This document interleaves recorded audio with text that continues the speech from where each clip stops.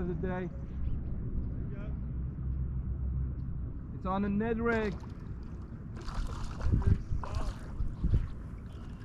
So as you can see, we changed it. We changed it from whoa, sharp teeth, very sharp teeth.